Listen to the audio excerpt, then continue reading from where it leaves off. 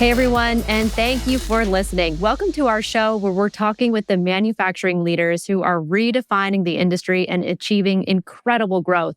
Today, I'm very happy to be speaking with Randall Thompson, the president and founder of Dugout Mugs, which makes, markets, and distributes uniquely fun baseball-themed drinking vessels. Have you ever drank from a baseball bat? We're going to learn all about it.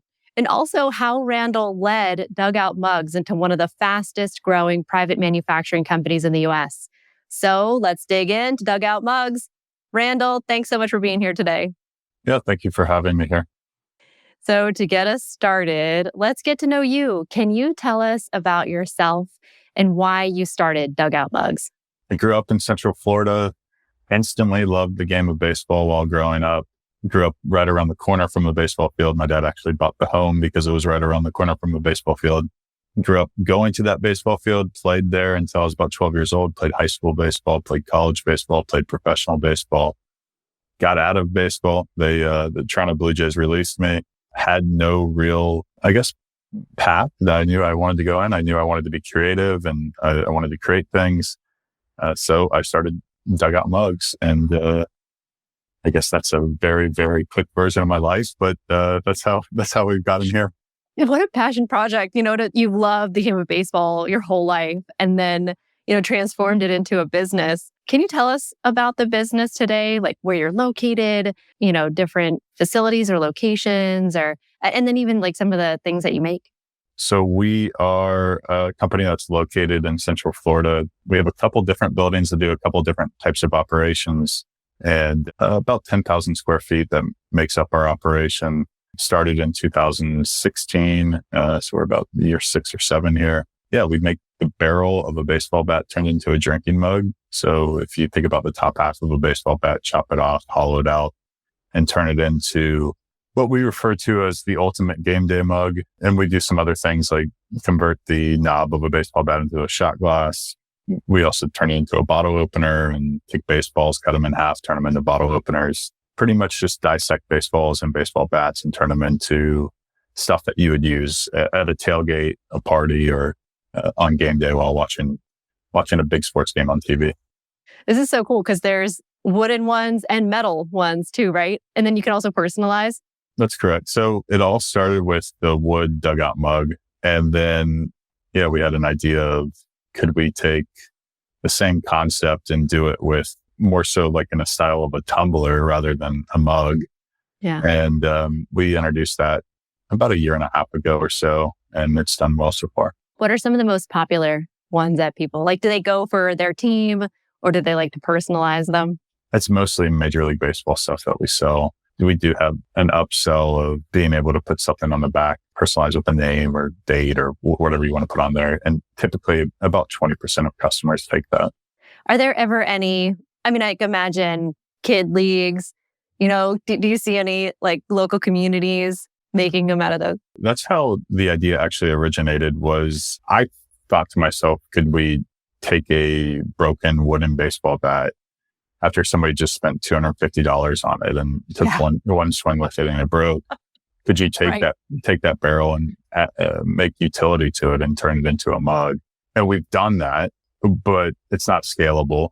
Who we did it for was Stan Musial's family, and they had some of Stan Musial's bats, and we converted them into mugs for a Christmas gift. We would make an exception for arguably one of the best hitters of all time. But as far as a scalable business model for converting game used bats, maybe someday and charge a premium for them, but it's not in the plan for growth right now. Yeah. Okay. So speaking of growth, you all have been growing really fast. Can you talk about what that journey has been like? Maybe some of the challenges that you came across that you had to overcome as you've been growing over the years? So COVID had the opposite effect on us comparatively to some brick and mortar businesses, to where we were really well positioned for online sales. And in general, we skipped like a decade or two of online consumption because nobody had anything else to do other than just buy crap online. So we were on the fortunate side of that. And our business went nuts from 2020 to 2022 when a ton of consumers were just scrolling mindlessly on their social media feeds and and throwing stimulus money at all sorts of stuff. Yeah, we were on the fortunate side of that, and we saw a crazy growth J, if you will. And the issue that you come into whenever you're growing at hyper speed, everything kind of just works, and you kind of just throw money at problems without really putting too much thought into, is this actually the best solution, or is it just the quickest solution with the most amount of money? And so then when that J kind of settles and you take a step back and you start to really audit where your dollars are going out, you're kind of just reactive in hyper growth mode. When the dust settles and things kind of plateau out, you start to audit the allocation of dollars, and you make a determination of whether those were the best fit for your dollars, and sometimes have to take a couple steps back to sprint forward again. And I would say that has been the past year, maybe year and a half, that's been the most challenging part of the hyper growth, is things kind of coming back to earth and then understanding what the new floor is in order to kind of launch again, so to speak. So you said you're really well positioned for online sales. I know you all have a website, dugoutmugs.com. Is that the primary way in which you sell? Do you connect to other marketplaces online, or what's the model there? 90% of our business is e-commerce. 10% is retailers. So like we're in Dick's Sporting Goods. We're in all 30 Major League Baseball stadiums. But the amount of revenue that generates is peanuts compared to what we're able to generate in the e-com space. We're trying to expand a little bit the retail business and not be so heavily reliant on e-com. So e-commerce, definitely a type of technology. So on the show, we like to talk about manufacturing technologies, the digital transformation that's been happening across the business or across the industry. Can you talk more about other technologies or even more about the e-commerce technology that you've chosen to use? We keep things really, really simple. I somewhat pride myself on for our products as well. You look at them and there's no real complexities to them. Manufacturing and business already is just, for lack of better way of putting it, it's a pain in the ass. And you don't necessarily want to complicate things, whether it's on your tech stack or it's your manufacturing processes. You just don't want to do it to yourself. And the more complexities that you add to your supply chain or to the way that you go about putting a product in front of a customer, and eventually somebody put it in a box and put it in a pile for USPS to pick up and take to them. You just want to make it as simple as possible. So with that said, I think, I'm 33 years old, so I don't really know the difference here, but I think we live in a day and age where if you want to keep things simple, you can most certainly keep things simple. And Shopify is what we host our website on, and pretty much controls our whole back end. Everybody at our warehouse, a team of 10, 15, 20 people. When we spike up, we have a lot more of that, but that team all operates in the back end of Shopify. So getting yourself familiar with that. If you're familiar with Shopify, you pretty much run a whole entire business off of Shopify. And then social media ads, we've tried to diversify off of Facebook ads, and nothing really performs quite like Facebook ads do. So quite simply, we take our products, put it in front of people on either Facebook or Instagram, lead them to dugoutmugs.com, which is hosted by Shopify. Then we have another app that's plugged in called ShipStation. For the most part, there's a lot of processes that go on in between there, but for the most part, that's kind of what makes our business go around. Man, those Facebook ads and Instagram ads, they are so targeted. How do they know? When I see them, I'm like, yes, I want that. Where everybody gets freaked out about that, I'm like, I love that, because that's how we built our business. Have you always been using Facebook ads or Instagram ads? Or Yeah, 2015-ish, I started recognizing that on my feed that there was t-shirts that were being targeted towards me, towards interests that I had. Yeah. I was like, man, this is so smart. And I always thought to myself, if I make the Dugout Mug a thing, it would be so smart to have those in front of baseball fans on social media ads. That's how the company started, and that's how the company continues to grow. Nice. I think keeping it simple is, really great advice, right? When you're looking at your business and how to, manage complexity. If you were to look out into the future of your business, what would you say would be the next priority as far as technology goes? Or is there anything that's happening out in the industry that excites you, you're interested in, you would consider for your business? We're just thinking about so much that's out there around digital twin technologies, AI, like there could potentially be a lot. It could also add complexity. So I'd love to get your take, when you're thinking about your business and how to, take manufacturing, distribution, or maybe even working with those retailers to the next level. Are there any technologies that you're thinking about? The things that help bridge two technologies is there's something called Zapier. It connects all of your apps and makes them all work together in some capacity. So if this, then that. Being able to just kind of streamline processes by getting everything to talk to each other is something that I feel like is the next iteration of this. Like automated workflows kind of thing? Like if something happens in one application, it sends information over to another, or something else happens in the business? And to give a practical example of this is that my buddy owns a gym, and this time of the year is really a busy time of year for him. And he's never really dipped a toe in Facebook ads, but helped him set up Facebook lead ads. And then those lead ads go to a Google sheet. And then those Google sheets, whenever somebody opts in, it sends them a text message and says, hey, somebody just opted in. So in real time, to be able to just get a notification that somebody just opted into your lead ads, and then just the speed of being able to follow up with them is critical, versus you'd have to refresh your Facebook business manager on a minute by minute basis to see if anybody's opted in so you could get in contact with them. So just being able to connect all the worlds so you can get information in real time is something that I'm looking forward to trying to get incorporated into Dugout Mugs. That makes sense, because I can imagine with consumers, you want to be able to respond to them as quickly as possible while they're still thinking about your business and what they just saw, so that you can, make that sale or capture that customer. Do you have any advice for other manufacturing leaders, or maybe advice you tell your team, that you could share to others who are maybe thinking about, going into business themselves as an entrepreneur, or maybe they're already leading a manufacturing organization, they want to take it to the next level? I'm short on advice, honestly.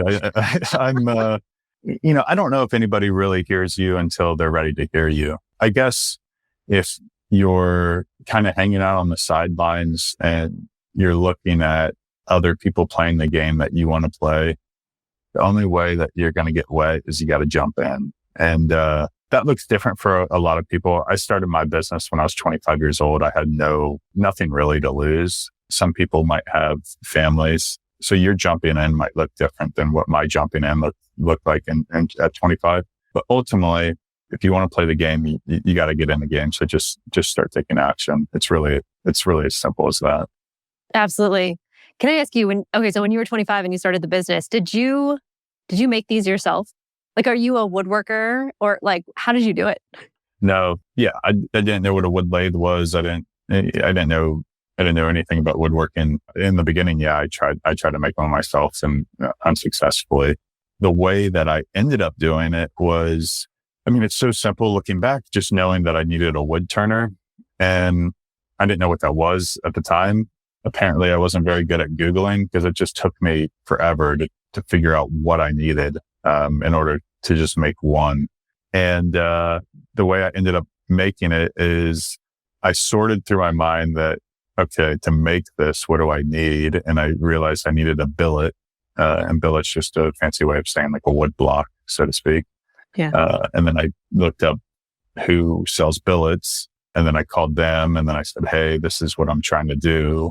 Do you know anybody that can actually do this for me?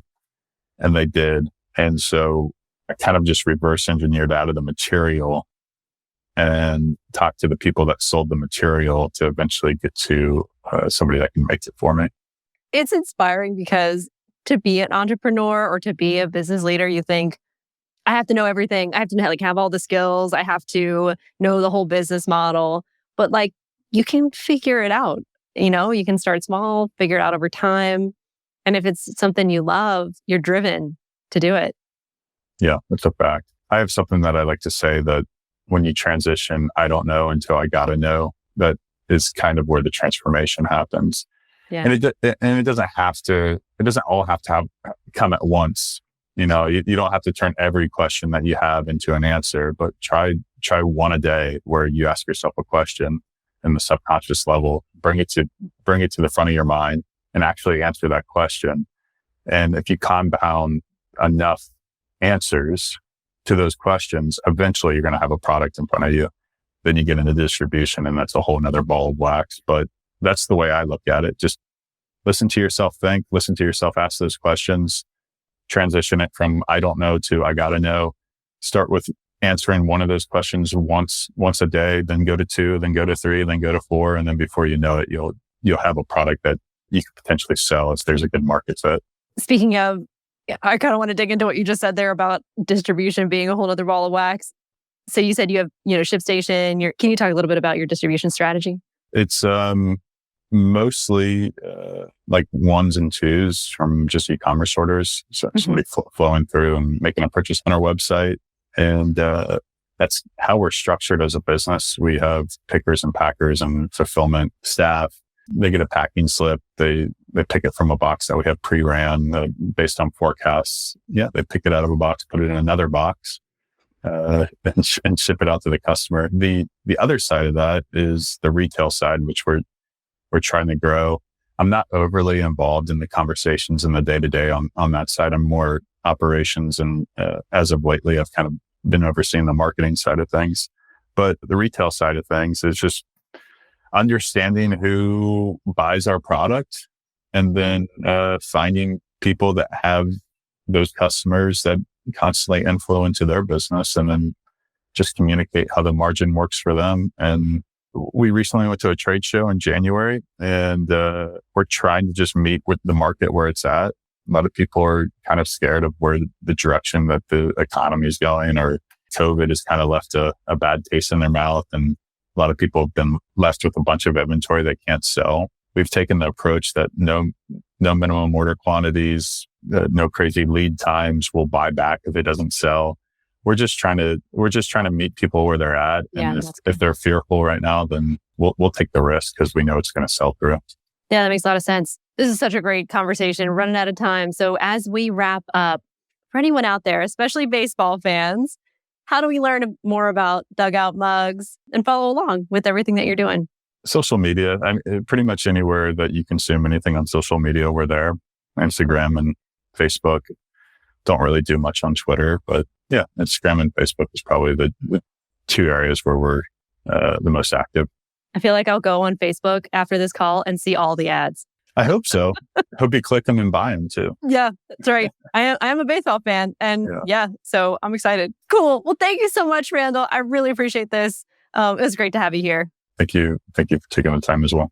All right. Well, thank you to my guest, Randall Thompson, the president and founder of Dugout Mugs. Cheers.